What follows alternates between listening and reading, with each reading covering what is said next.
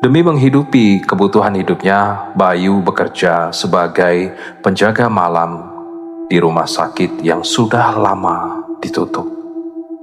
Dan pada hari awal dia berdinas, ia merasakan keanehan-keanehan muncul.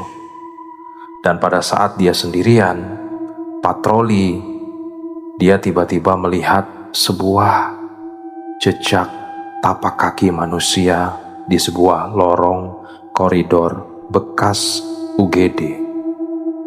Dan tepat di kamar nomor 3, ia melihat seorang wanita memakai pakaian perawat sedang menidurkan seorang anak kecil. Siapakah sosok wanita itu? Dan apakah Bayu akan bisa selamat dari teror di rumah sakit itu? Penasaran dengan ceritanya? Oke guys, tanpa basa-basi kita langsung ceritanya. Bayu Wijaya adalah pria berusia 27 tahun dengan tubuh tegap dan wajah yang masih menunjukkan bekas kesederhanaan dari hidupnya sebagai petani sebelum pindah kota untuk mencari pekerjaan yang lebih stabil. Rambut hitamnya selalu disisir rapi ke belakang, dan matanya yang warna coklat tua selalu terpancarkan kesungguhan setiap kali dia menjalankan tugasnya. Hari ini adalah hari pertamanya bekerja sebagai petugas keamanan di kompleks kawasan industri yang dulunya adalah Rumah Sakit Umum Harapan Jaya. Sebuah bangunan bertingkat 3 dengan warna cat luar yang sudah kusam dan sebagian besar terkelupas akibat cuaca dan usia. Pagar besi yang mengelilingi kompleks sudah mulai berkarat di beberapa bagian, dan gerbang utama yang besar itu berderit saat dibuka oleh Pak Slamet, kepala divisi keamanan yang sudah bekerja di kawasan itu selama lebih dari 5 tahun.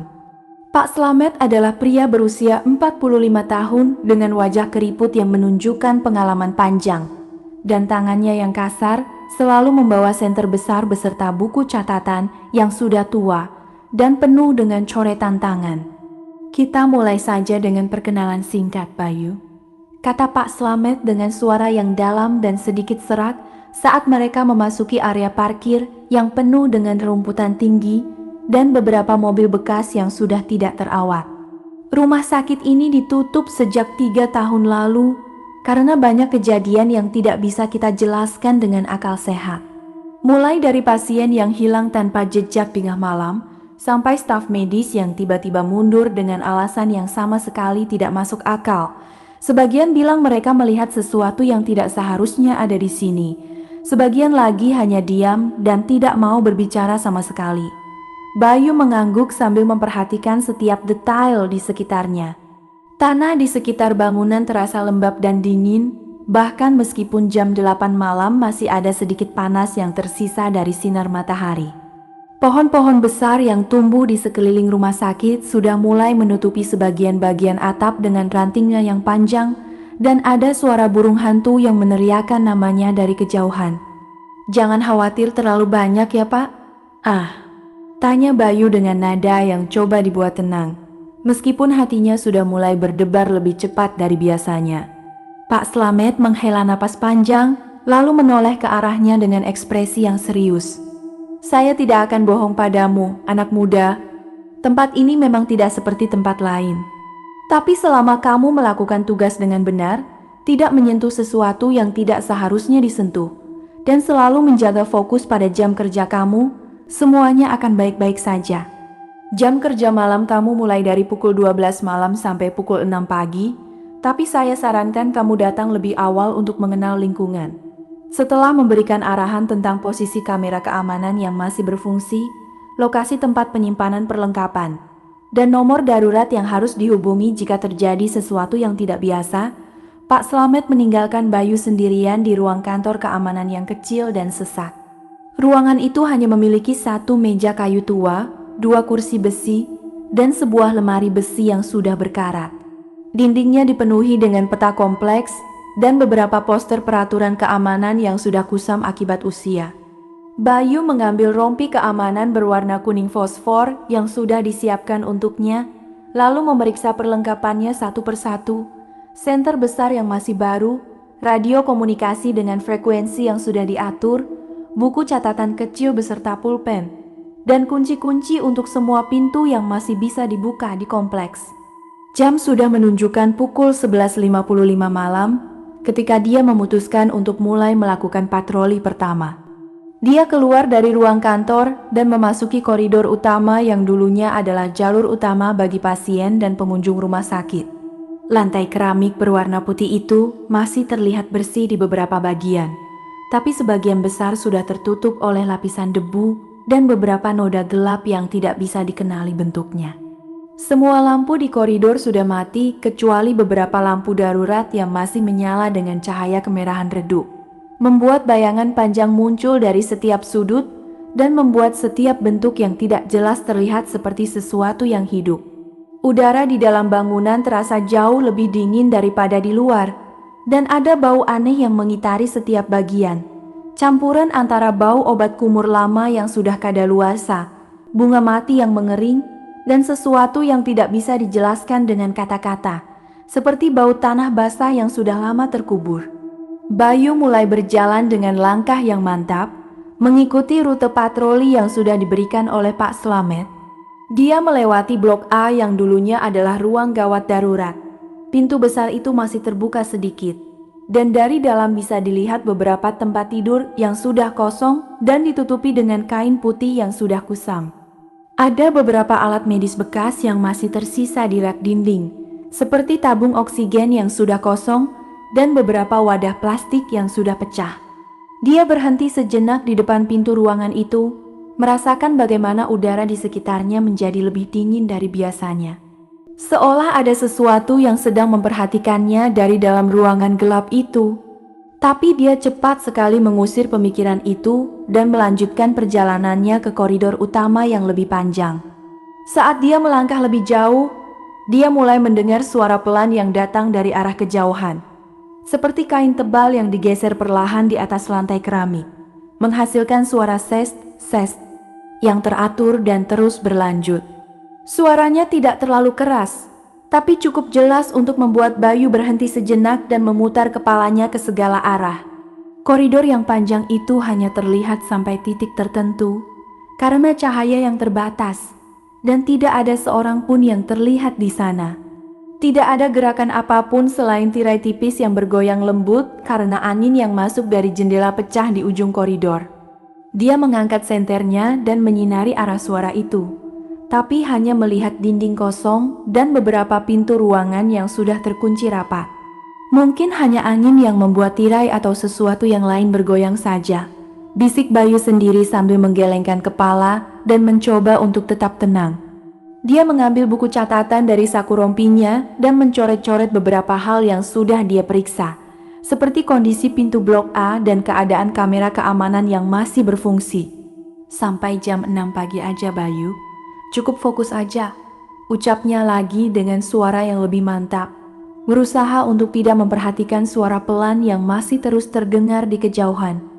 Tapi saat dia ingin melangkah lagi untuk melanjutkan patroli, matanya secara tidak sengaja melihat ke arah lantai di depannya. Ada sesuatu yang tidak biasa di sana. Jejak kaki yang basah dan luntur, seperti dibuat oleh seseorang yang baru saja mencelupkan kakinya ke dalam cat merah tua, atau sesuatu yang memiliki warna serupa. Jejak itu sangat jelas terlihat di atas lapisan debu yang menutupi lantai, dan mulai dari pintu ruang perawatan nomor 3 yang terletak di sisi kanan koridor, lalu terus melurus ke arahnya dengan langkah yang teratur. Bayu merasa dadanya menjadi sesak dan keringat dingin mulai muncul di dahinya. Dia merendahkan diri sedikit dan menggunakan senternya untuk menyinari jejak itu dengan lebih jelas. Setiap jejak memiliki bentuk yang sangat jelas, seperti dibuat oleh sepatu hak rendah yang biasanya dikenakan oleh perawat atau bidan. Ukurannya tidak terlalu besar, menunjukkan bahwa pemiliknya kemungkinan adalah seorang wanita. Dia mengikuti jejak itu dengan mata yang tidak berkedip, melihat bagaimana setiap langkahnya berada pada jarak yang sama persis, seolah orang yang membuatnya sedang berjalan dengan sangat teratur. Tapi yang paling membuatnya merinding adalah fakta bahwa jejak itu terus melanjutkan ke arahnya. Dan di titik paling dekat dengan tempat dia berdiri, jejak itu berhenti tepat di depan kakinya. seolah pemiliknya sudah berhenti dan sedang berdiri tepat di sana, di depan dirinya, meskipun tidak ada seorang pun yang terlihat. Bayu menggeser tubuhnya sedikit ke belakang, merasakan bagaimana jantungnya mulai berdebar kencang dan suara napasnya menjadi lebih berat. Dia melihat ke sekeliling dengan cepat, mencari tahu dari mana jejak itu bisa muncul. Tidak ada sumber air atau cat yang bisa membuat jejak basah seperti itu di koridor itu. Semua pipa air sudah ditutup sejak rumah sakit ditutup, dan tidak ada tanda-tanda kebocoran apapun di langit-langit atau dinding. Lalu, saat dia masih sedang memperhatikan jejak itu dengan cermat, dia melihat sesuatu yang membuatnya hampir menjerit kaget. Di sebelah kanan jejak yang sudah ada, sebuah jejak baru mulai terbentuk perlahan-lahan di atas lantai yang penuh dengan debu. Seolah seseorang yang tidak terlihat sedang berjalan perlahan ke arahnya, meninggalkan bekas kaki yang basah dan berwarna merah tua di setiap langkahnya. Suara gesekan pelan yang dia dengar tadi semakin jelas sekarang, dan mulai terdengar lebih dekat dari sebelumnya. Bayu merasa seluruh tubuhnya menjadi kaku dan tidak bisa bergerak. Dia ingin berlari, ingin mengambil radio komunikasi di pinggangnya untuk memanggil bantuan dari Pak Slamet. Tapi tangannya seolah terkunci dan tidak bisa bergerak sama sekali. Dia hanya bisa menatap dengan mata terpaku saat jejak baru itu terus terbentuk satu persatu, semakin dekat dengan tempat dia berdiri. Sampai akhirnya, jejak itu berhenti tepat di depan dadanya. Dan dari arah yang sama datang suara lembut yang terdengar seperti bisikan di telinganya. "Kamu akhirnya datang. Saya sudah menunggu kamu lama sekali." Jejak kaki itu jelas bukan milik Bayu Wijaya. Sepatu yang dikenakannya adalah sepatu boots karet berwarna hitam yang kokoh dan berat. Tidak mungkin meninggalkan bekas seperti itu. Jejak yang halus dengan lekukan khas sepatu hak rendah. Bentuk yang sudah sangat akrab dikenali karena sering dilihat pada para perawat di rumah sakit umum lain yang pernah dia kunjungi. Bayu merasa napasnya terjepit di tenggorokan, tapi dia tetap mencoba untuk tetap tenang. Dia mengangkat senter dari sabuk pinggangnya dengan tangan yang sedikit gemetar, lalu menyinari lantai dengan cermat dari atas ke bawah. Cahaya putih menyilaukan dari senter itu menerangi setiap detail jejak yang terbentuk di atas lantai keramik berwarna putih yang sudah kusam. Setiap jejak terlihat jelas sekali, bahkan bisa dilihat lekukan kecil pada bagian depan yang menunjukkan bahwa sepatu itu memiliki ujung runcing khas model tahun 90-an. Warna merah tua pada jejak itu tampak sangat pekat di bagian tumit dan bagian depan kaki, seolah pemiliknya sedang membawa beban berat atau ada sesuatu yang terus menetes dari bagian bawah kakinya. Bayu mengikuti jejak itu dengan mata yang tidak berkedip, melihat bagaimana setiap langkahnya membentuk garis lurus yang tidak menyimpang sedikit pun. Mulai dari pintu ruang perawatan nomor 3 yang terletak di ujung koridor sebelah kanan, lalu terus melesat hingga tepat di depan tempat dia berdiri sekarang. Suara bisikan yang terdengar di telinganya tadi sudah hilang, tapi digantikan oleh suara gesekan pelan yang makin jelas dari waktu ke waktu. Sest, sest, seperti kain tebal yang digeser perlahan di atas permukaan yang licin, atau seperti tubuh seseorang yang sedang merangkak dengan sangat perlahan tanpa mengangkat bagian tubuhnya dari lantai. Suaranya tidak terlalu keras, tapi memiliki irama yang teratur dan membuat getaran halus merambat melalui lantai hingga sampai ke telapak kaki Bayu, membuat bulu roma di seluruh tubuhnya merangkak ke atas. Bayu menghela napas dalam-dalam, mencoba untuk mengendurkan otot-ototnya yang sudah kaku seperti kayu. Dia tahu bahwa seharusnya dia segera menghubungi Pak Slamet atau mencari tempat yang aman, tapi rasa ingin tahu yang kuat dan rasa tanggung jawab sebagai petugas keamanan membuatnya tidak bisa berbalik dan berlari. Dia harus mengetahui apa yang sebenarnya terjadi di sini, terutama karena ini adalah hari pertamanya bekerja dan dia tidak ingin dianggap sebagai orang yang mudah takut atau tidak bertanggung jawab. Dengan langkah yang sangat perlahan dan hati-hati, Bayu mulai mengikuti jejak itu ke arah pintu ruang perawatan nomor 3. Setiap langkahnya terasa sangat berat seperti membawa batu di kaki, dan dia selalu berhenti sejenak setiap kali suara gesekan itu menjadi lebih dekat. Koridor di sekitarnya tampak semakin gelap meskipun senternya masih menyala terang, dan bayangan dari tiang-tiang kecil di langit-langit semakin panjang dan menyeramkan. Di dinding sebelah kiri ada beberapa poster kesehatan yang sudah tua dan kusam, dengan gambar bayi yang tersenyum dan tulisan hidup sehat dengan gizi seimbang yang sudah tidak jelas lagi akibat debu dan usia. Di salah satu sudut koridor ada sebuah tempat sampah besi yang sudah berkarat, dan di dekatnya terdapat bekas noda gelap yang tidak bisa dikenali bentuknya. Mungkin bekas darah atau sesuatu yang lain yang sudah mengering lama sekali. Saat semakin dekat dengan pintu ruang perawatan nomor 3, suara gesekan pelan itu menjadi semakin jelas dan nyata. Bayu bisa merasakan bagaimana suara itu berasal dari dalam ruangan yang tertutup rapat, dan ada rasa dingin yang sangat kuat yang keluar dari celah pintu yang sedikit terbuka. Udara di sekitarnya menjadi semakin pekat dengan bau obat kumur lama dan sesuatu yang lain. Bau luka yang tidak dirawat dengan benar dan bau tanah basah yang sudah lama terkubur. Pintu ruangan itu terbuat dari kayu solid berwarna coklat tua yang sudah kusam, dengan tulisan kecil Ruang Perawatan 3 yang dibuat dengan cat putih di bagian atas pintu. Bagian bawah pintu sudah EUS dan bergelombang akibat kelembapan dan usia, dan ada beberapa goresan aneh di permukaannya yang terlihat seperti dibuat oleh kuku yang panjang dan tajam. Bayu berhenti tepat di depan pintu itu, merasakan detak jantungnya semakin kencang dan suara napasnya semakin berat. Tuh, dia menarik napas dalam-dalam sebanyak 3 kali, lalu dengan hati-hati mendorong pintu perlahan ke arah dalam menggunakan ujung senternya. Pintu itu berderit dengan suara yang menusuk telinga, seolah sudah lama tidak pernah dibuka. Cahaya senter Bayu menerangi ruangan yang luas tapi penuh dengan kegelapan yang pekat di setiap sudut.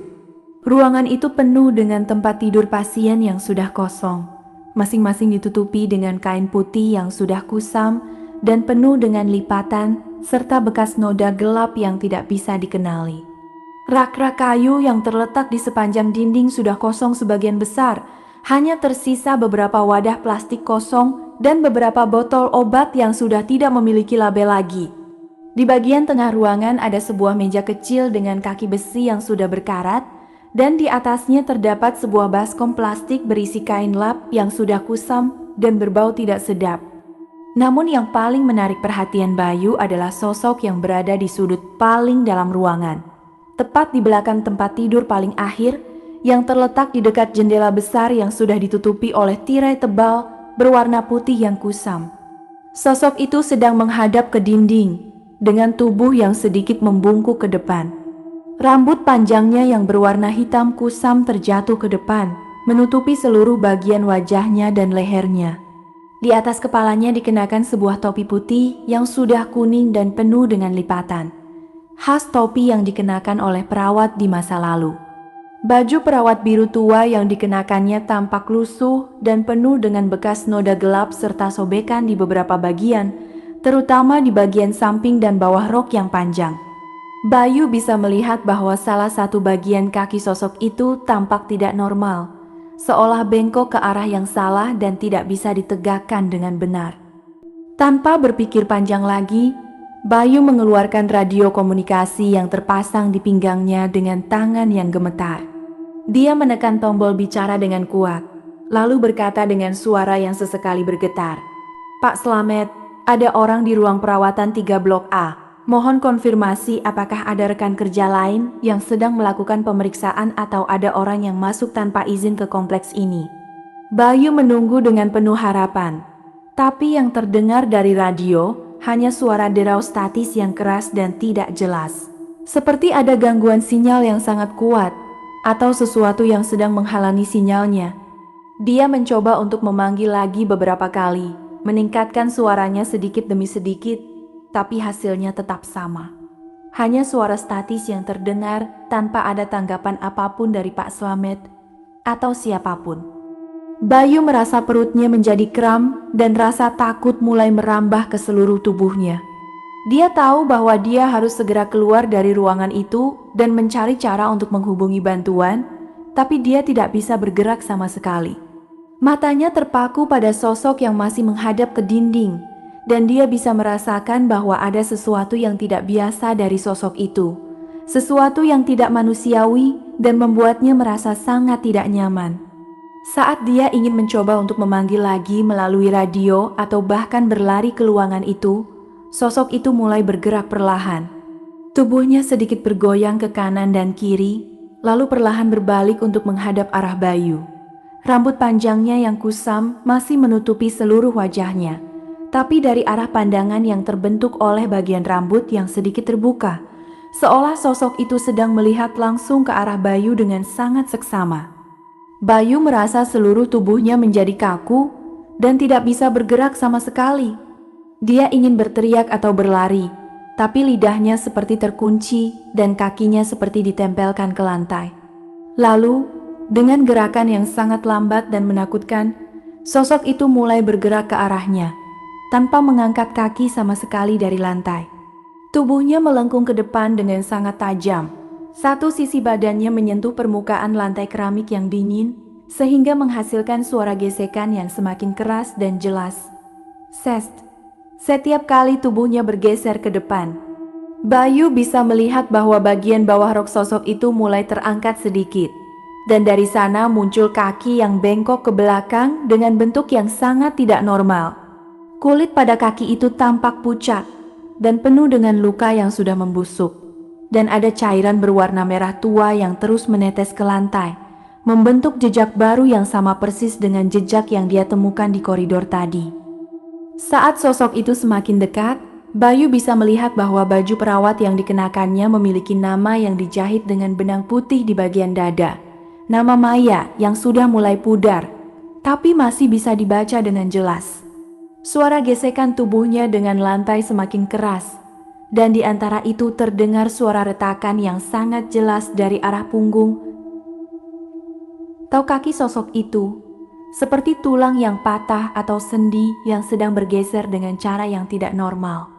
Bayu akhirnya bisa bergerak sedikit, mundur perlahan ke arah pintu dengan langkah yang sangat kecil dan hati-hati.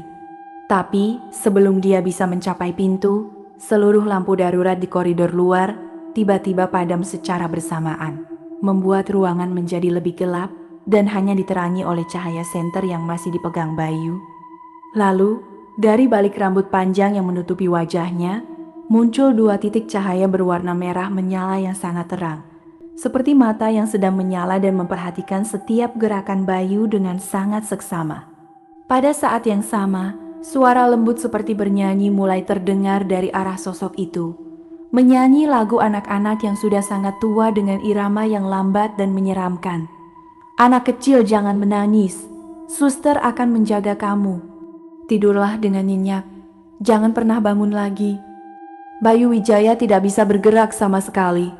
Mata-matanya terpaku dengan sangat erat pada sosok yang terus menggesot perlahan, tapi pasti mendekat ke arahnya.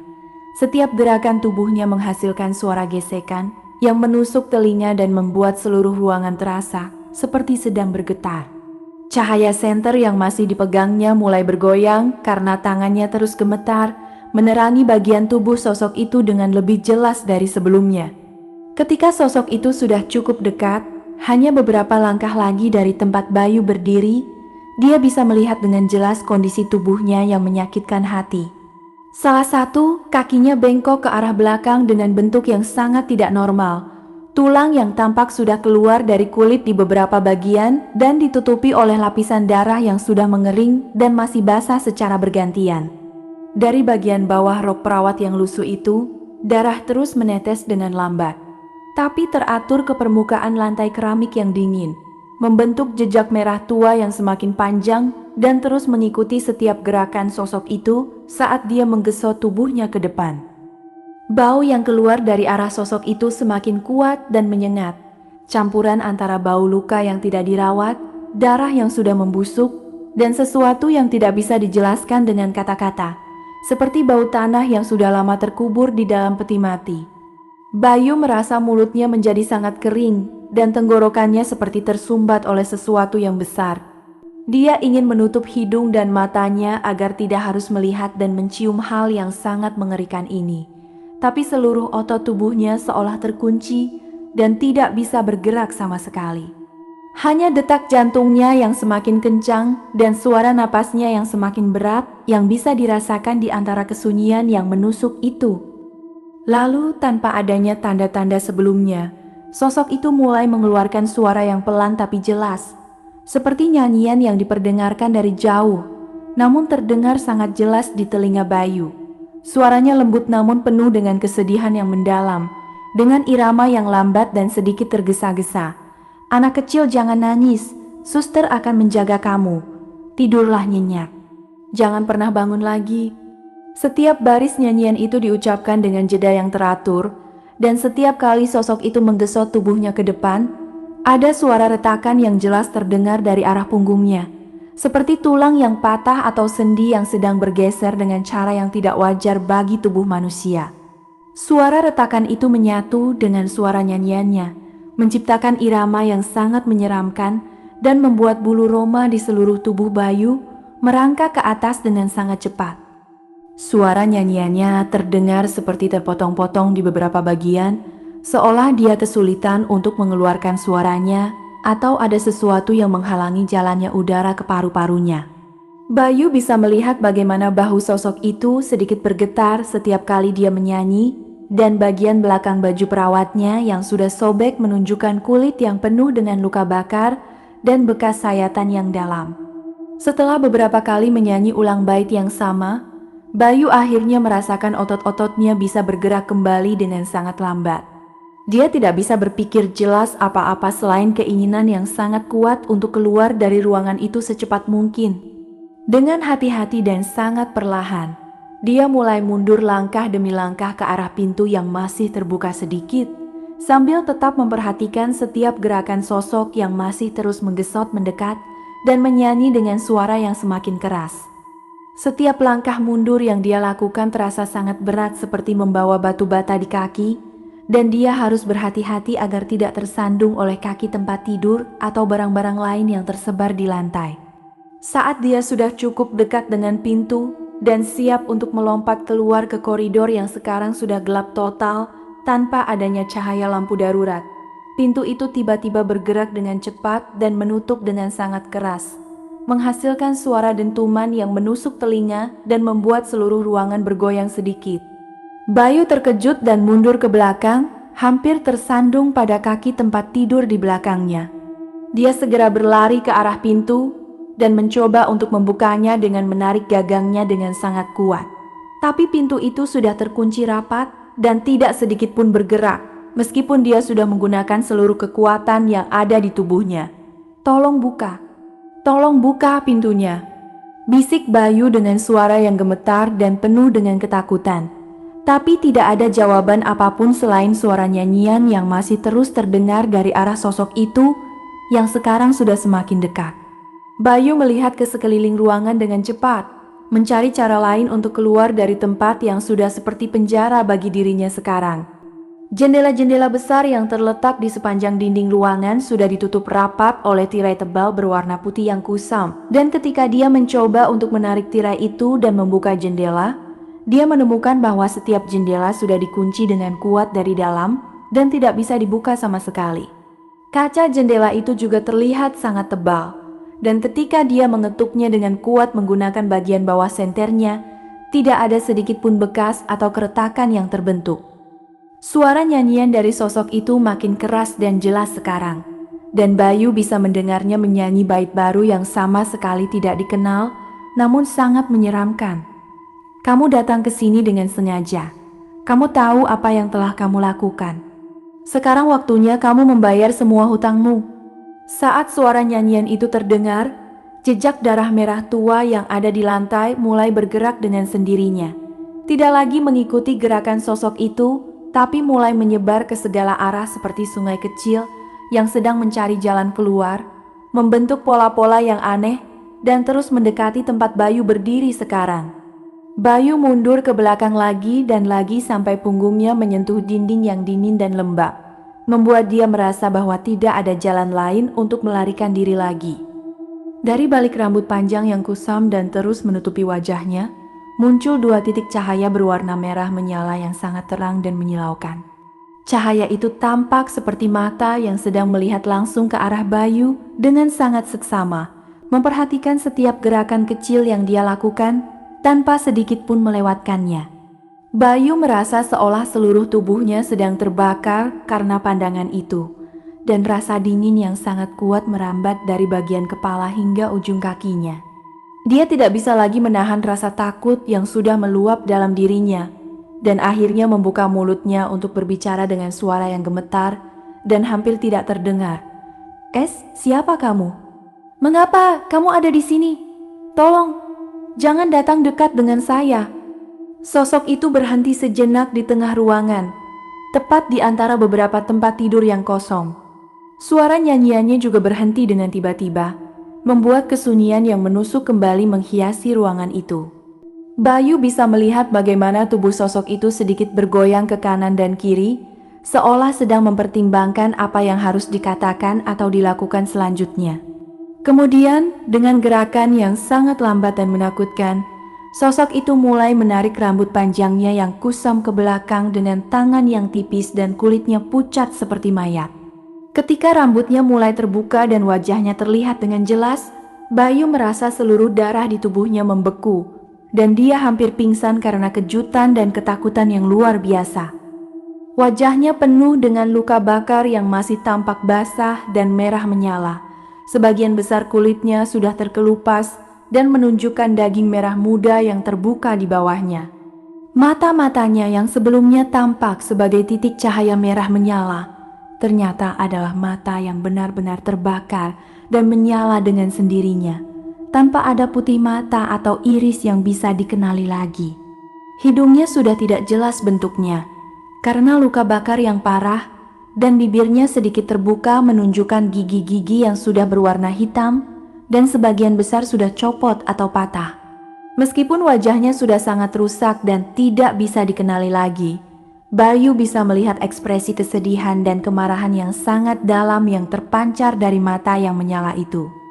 Setelah beberapa saat berdiri diam dan menatap Bayu dengan pandangan yang menusuk itu, sosok itu akhirnya mengeluarkan suara yang kasar dan seperti tercekik.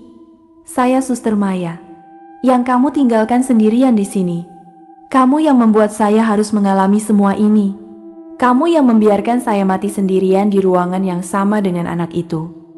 Saat kata-kata itu keluar dari mulutnya, seluruh benda di dalam ruangan mulai bergetar dengan sendirinya. Rak kayu bergoyang dan beberapa botol obat jatuh ke lantai dengan suara dentuman yang keras. Tempat tidur pasien sedikit bergeser dari posisinya, dan bahkan lampu senter yang dipegang Bayu mulai berkedip dengan tidak teratur. Di dinding di belakang Bayu, gambar-gambar mulai muncul dengan sendirinya seperti layar film yang sedang diputar. Gambar seorang wanita muda dengan wajah cantik dan ramah yang mengenakan baju perawat biru yang bersih, sedang merawat anak kecil perempuan yang sedang tertidur di tempat tidur pasien. Gambar itu kemudian berubah menjadi adegan yang sangat menyakitkan hati. Sekelompok orang berpakaian jas hitam sedang berbicara dengan wajah yang tidak peduli di luar ruangan. Sementara Suster Maya sedang menangis dan memohon agar anak itu diberi perawatan lebih lanjut. Dan di tengah semua gambar itu, Bayu melihat wajahnya sendiri yang muncul dengan jelas, berdiri di antara kelompok orang berpakaian jas itu dengan ekspresi wajah yang dingin dan tidak merasa kasihan sama sekali. Suster Maya terus menggesot perlahan mendekat. Setiap gerakan tubuhnya menghasilkan suara gesekan yang semakin jelas dan suara retakan tulang yang membuat telinga Bayu Wijaya terasa sakit. Bayu terpaksa mundur langkah demi langkah sampai punggungnya menyentuh dinding yang dingin dan lembab. Bagian belakang pakaiannya langsung basah karena kelembapan yang keluar dari dalam dinding. Dia bisa merasakan bagaimana getaran dari suara yang dikeluarkan oleh Suster Maya merambat melalui dinding dan masuk ke dalam tulang-tulangnya, membuat seluruh tubuhnya terus gemetar dengan tidak terkendali. Cahaya merah menyala dari mata Suster Maya semakin terang, menerangi setiap sudut ruangan yang gelap dan membuat bayangan menyeramkan muncul dari setiap tempat tidur yang kosong. Saat sudah berdiri sangat dekat dengan Bayu, hanya beberapa sentimeter lagi dari wajahnya yang penuh dengan ketakutan, Suster Maya mulai berbicara dengan suara yang kasar namun jelas, menggema dengan kuat di seluruh ruangan kosong yang sudah tidak terawat itu. Suaranya terdengar seperti berasal dari dalam sumur yang dalam, dengan nada yang penuh dengan kesedihan dan kemarahan yang sudah tertahan selama bertahun-tahun. 3 tahun yang lalu, saya merawat anak kecil bernama Rara di ruangan ini. Dia datang ke Rumah Sakit Umum Harapan Jaya pada malam hari yang sangat hujan deras, dibawa oleh pamannya yang sudah sangat lelah dan penuh dengan darah karena mencoba menyelamatkannya dari kejadian tanah longsor yang menghancurkan rumah mereka di daerah pedalaman. Dokter yang melakukan pemeriksaan awal mengatakan bahwa kondisi tubuhnya masih bisa diselamatkan. Tulang punggungnya sedikit terpeleset, beberapa luka sayatan di tubuhnya, dan dia mengalami kesulitan bernapas karena ada puing-puing yang masuk ke saluran pernapasannya. Tapi para dokter dan kepala rumah sakit memutuskan untuk tidak memberikan perawatan lebih lanjut, karena orang tuanya yang sudah meninggal dalam kecelakaan itu tidak mampu membayar biaya perawatan yang mahal, dan pamannya yang hanya bekerja sebagai pekerja harian juga tidak memiliki cukup uang untuk memenuhi permintaan mereka. Saat Suster Maya berbicara, gambar-gambar mulai muncul secara perlahan di permukaan dinding bata yang kasar di depan Bayu, seperti layar film besar yang memutar sendiri tanpa adanya alat pemutar apapun.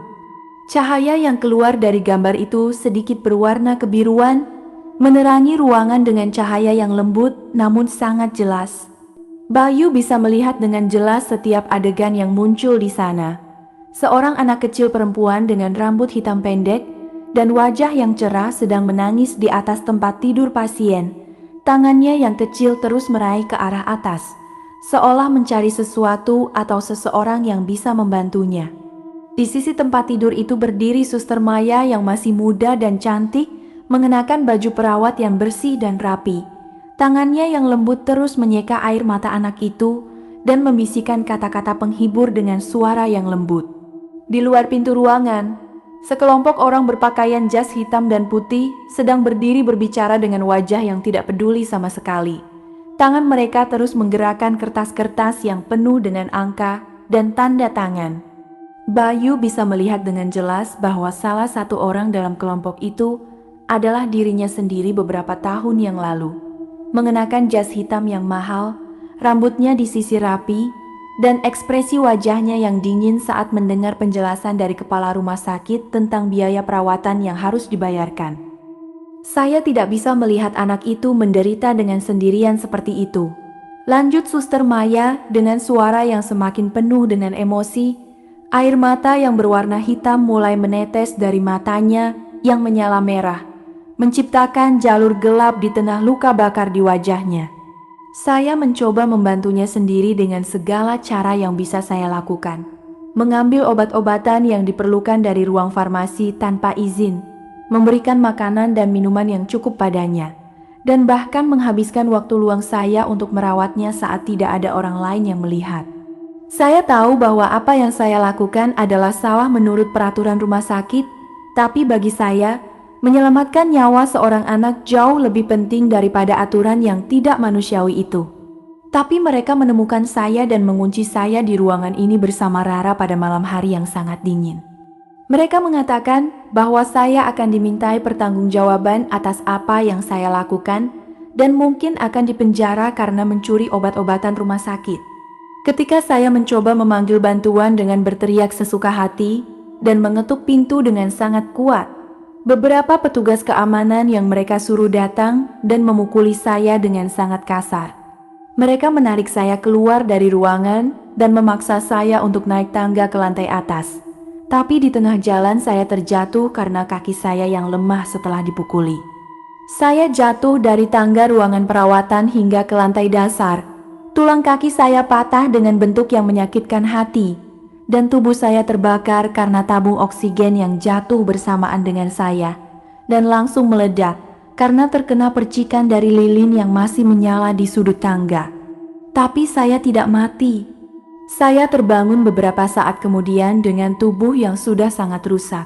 Tapi saya merasa ada kekuatan yang sangat kuat di dalam diri saya yang menyuruh saya untuk kembali ke ruangan itu dan menjaga Rara sampai hari ini. Setiap kata yang keluar dari mulut Suster Maya membuat gambar-gambar di dinding menjadi semakin jelas dan menyakitkan hati. Bayu bisa melihat adegan di mana Suster Maya terjatuh dari tangga. Tubuhnya terbakar oleh nyala api yang muncul dengan cepat dari tabung oksigen yang meledak. Dan bagaimana dia masih dengan susah payah merangkak kembali ke arah ruangan perawatan nomor 3 dengan tubuh yang sudah sangat sakit. Dia juga bisa melihat bagaimana para petugas rumah sakit hanya melihatnya dengan dingin dan kemudian meninggalkannya sendirian, tidak peduli apakah dia masih hidup atau sudah mati. Gambar terakhir yang muncul di dinding adalah adegan di mana Rara yang sudah sangat lemah mengeluarkan napas terakhirnya di atas tempat tidur pasien. Tangan kecilnya masih meraih ke arah pintu, seolah masih menunggu kedatangan Suster Maya yang selalu merawatnya dengan penuh kasih. Saat kata-kata Suster Maya selesai dan gambar-gambar di dinding mulai memudar perlahan, kesunyian yang sangat dalam menghiasi ruangan itu selama beberapa saat. Bayu merasa dadanya menjadi sangat sesak dan ada rasa bersalah yang luar biasa mulai memenuhi seluruh dirinya. Seolah ingatan yang sudah lama terkubur dalam alam bawah sadarnya mulai muncul kembali. Dia ingin berbicara dan meminta maaf atas apa yang telah terjadi. Tapi lidahnya seperti terkunci dan tidak bisa mengeluarkan suara apapun selain suara bisikan yang sangat lemah. Namun, sebelum dia bisa berkata apa-apa, tempat tidur pasien yang berada di sudut paling dalam ruangan, tempat di mana Rara pernah berbaring 3 tahun yang lalu, mulai bergetar dengan sangat kuat. Selimut putih yang kusam yang menutupi tempat tidur itu perlahan terangkat ke atas oleh sesuatu yang ada di bawahnya. Seolah ada tangan yang sedang mendorongnya dari dalam dengan sangat lembut tapi pasti. Bayu merasa seluruh bulu roma di tubuhnya berdiri tegak dan keringat dingin mengalir deras di punggungnya. Dia melihat dengan mata terpaku saat selimut akhirnya terangkat sepenuhnya, dan dari dalam muncul kepala seorang anak kecil perempuan dengan wajah yang masih cerah dan bersih, seperti tidak pernah mengalami sakit apapun. Rambut hitam pendeknya tampak rapi dan bersih, dan pipinya yang merah tampak segar seperti anak kecil pada umumnya. Namun yang membuat Bayu hampir menjerit kaget adalah matanya yang kosong, seperti lubang hitam tanpa ada putih mata atau iris sama sekali. Seolah kedua matanya telah dicabut dengan sangat kasar, atau tidak pernah ada dari awalnya. Anak kecil itu kemudian menunjukkan senyuman yang sangat lebar, tapi tanpa ekspresi apapun di wajahnya. Lalu mulai bergerak ke arah Bayu dengan cara yang sama persis seperti Suster Maya. Tubuhnya melengkung ke depan. Satu sisi badannya menyentuh lantai keramik yang dingin, menghasilkan suara gesekan yang sama menyeramkannya. Saat dia menggesot tubuhnya mendekat, Bayu bisa melihat bahwa pakaian tidur putih yang dikenakannya penuh dengan bekas darah dan kotoran, dan ada aroma bunga mati yang sangat kuat yang keluar dari arahnya. "Suster bilang kamu akan datang untuk saya, Pak," ucap anak kecil itu dengan suara yang lembut namun sangat jelas, membuat seluruh ruangan bergema dengan suaranya yang kecil namun menusuk. "Saya sudah menunggu kamu lama sekali. Saya selalu menunggu kamu setiap malam. Sekarang kamu tidak bisa pergi lagi kan? Kamu akan tinggal bersama saya dan Suster Maya selamanya kan?" Saat kata-katanya selesai, seluruh lampu senter yang masih menyala di tangan Bayu padam dengan tiba-tiba, membuat ruangan menjadi gelap total. Namun, sebelum kegelapan itu bisa menutupi seluruh pandangannya, Bayu melihat dengan jelas bahwa kedua sosok Suster Maya dan anak kecil Rara sudah berdiri di kedua sisinya, dengan wajah yang penuh dengan harapan dan sesuatu yang lain yang sangat mengerikan. Seolah mereka sudah menunggu saat ini datang selama bertahun-tahun, dan sekarang waktunya bagi Bayu untuk membayar segala sesuatu yang telah dia lakukan. Di tengah kegelapan yang pekat itu, Bayu bisa merasakan tangan mereka yang dingin sekali menyentuh bahunya secara bersamaan. Dan suara bisikan yang sangat banyak mulai terdengar di telinganya dari segala arah, suara orang-orang yang meratap dan menangis. Seolah mereka juga telah menunggu dia datang ke rumah sakit yang sudah ditutup ini untuk mendapatkan keadilan yang telah lama mereka tunggu. Dua sosok itu kini berada di kedua sisi Bayu Wijaya. Jarak antara mereka hanya beberapa sentimeter dari tubuhnya yang masih tertegun di depan dinding. Bayu sudah tidak punya tempat untuk berlari lagi. Setiap sudut ruangan seolah sudah ditutupi oleh kegelapan dan rasa takut yang meluap.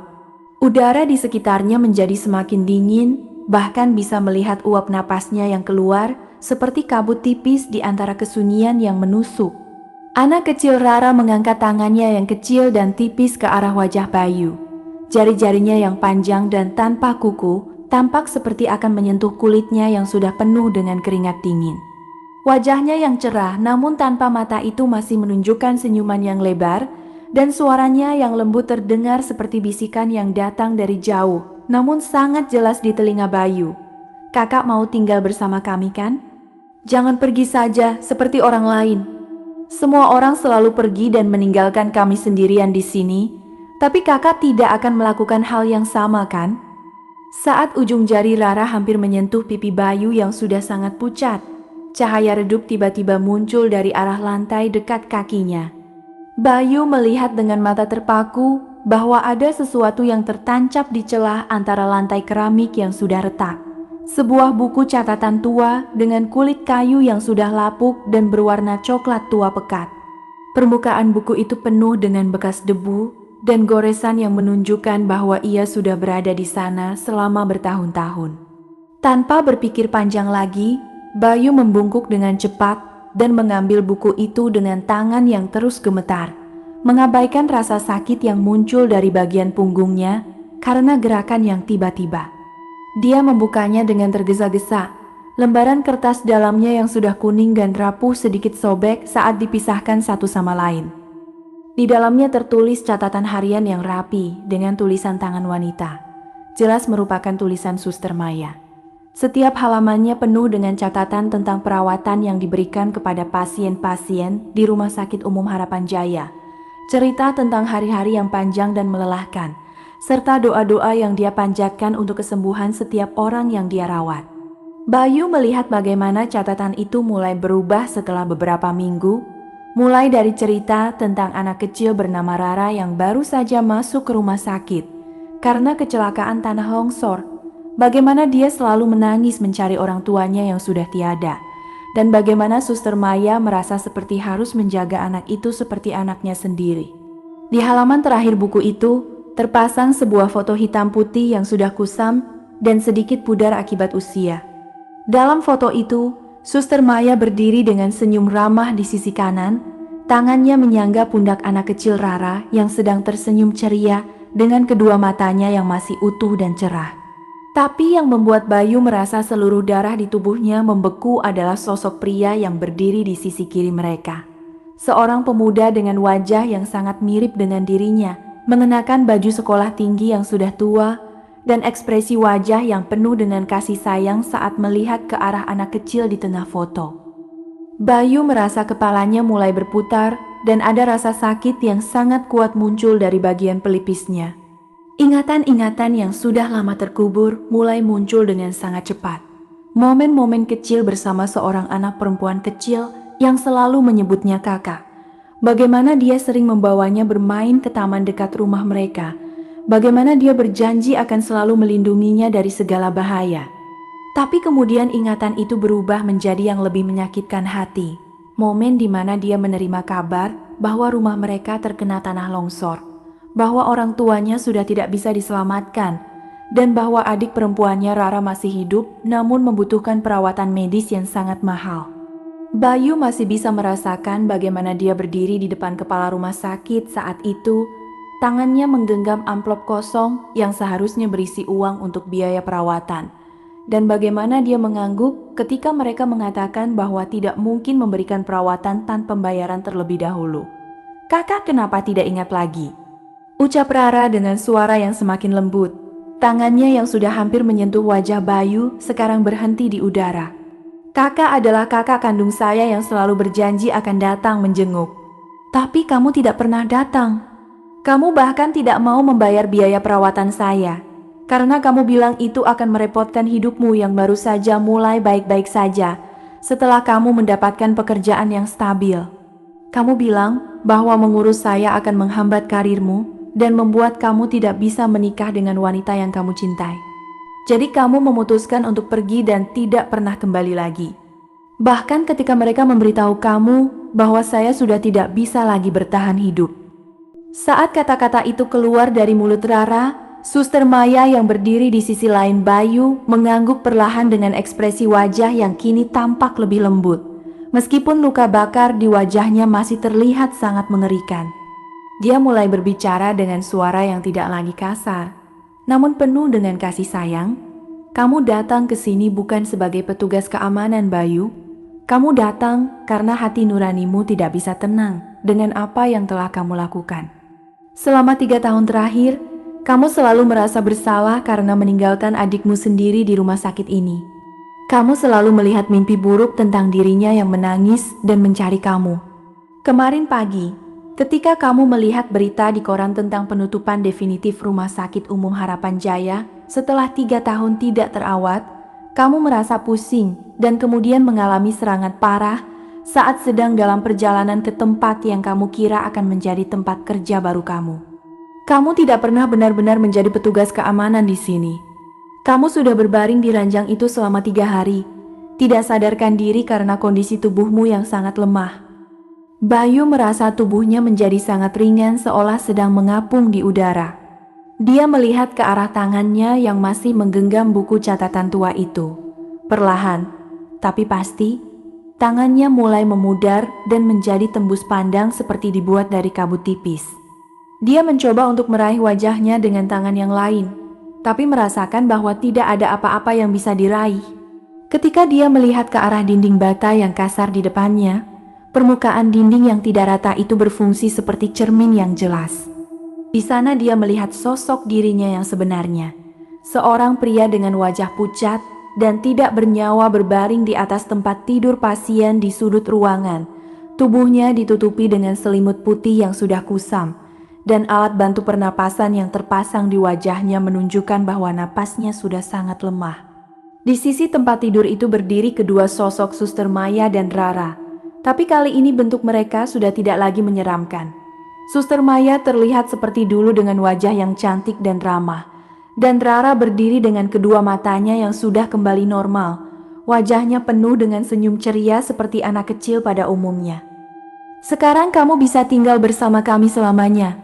Tidak perlu lagi merasa bersalah," ucap mereka berdua bersamaan dengan suara yang menyatu menjadi satu. Terdengar seperti musik yang sangat indah di telinga Bayu. "Kamu tidak perlu lagi menjalani hidup dengan beban rasa bersalah yang begitu berat. Di sini kita bisa bersama lagi seperti dulu. Tidak ada yang akan memisahkan kita lagi." Bayu merasa seluruh beban yang telah dia pikul selama bertahun-tahun mulai menghilang dengan sangat cepat. Rasa damai yang luar biasa memenuhi seluruh dirinya, dan untuk pertama kalinya sejak lama, dia merasa bahwa dia benar-benar berada di tempat yang tepat. Dia melihat ke arah kedua sosok yang kini berdiri dengan wajah penuh kasih sayang di depannya, lalu mengangguk dengan senyum yang lembut. Lalu dunia di sekelilingnya menjadi gelap total, tapi dia bisa merasakan tangan mereka yang dingin, namun penuh kasih menyentuh bahunya secara bersamaan, membawa dia menjauh dari tempat tidur di mana tubuhnya yang lemah masih terbaring, menuju cahaya lembut yang muncul dari arah kejauhan. Suara desisan angin yang kuat mulai terdengar, bergema melalui koridor-koridor kosong di rumah sakit yang sudah ditutup itu. Pintu ruang perawatan nomor 3 yang sebelumnya terkunci rapat tiba-tiba terbuka dengan sendirinya dengan suara berderit yang keras, lalu menutup kembali dengan lembut setelah beberapa saat. Di luar, langit yang sudah mulai menjelang pagi menunjukkan warna jingga muda yang indah, menyinari bagian atas bangunan yang sudah kusam dan terabaikan itu dengan cahaya yang hangat. Beberapa hari kemudian, Pak Slamet datang ke Rumah Sakit Umum Harapan Jaya dengan membawa beberapa pekerja yang akan membersihkan area sebelum kompleks itu benar-benar dirobohkan dan diganti menjadi kawasan perumahan baru. Dia merasa sangat heran karena tidak bisa menghubungi petugas keamanan baru bernama Bayu Wijayang, seharusnya mulai bekerja pada malam hari yang lalu.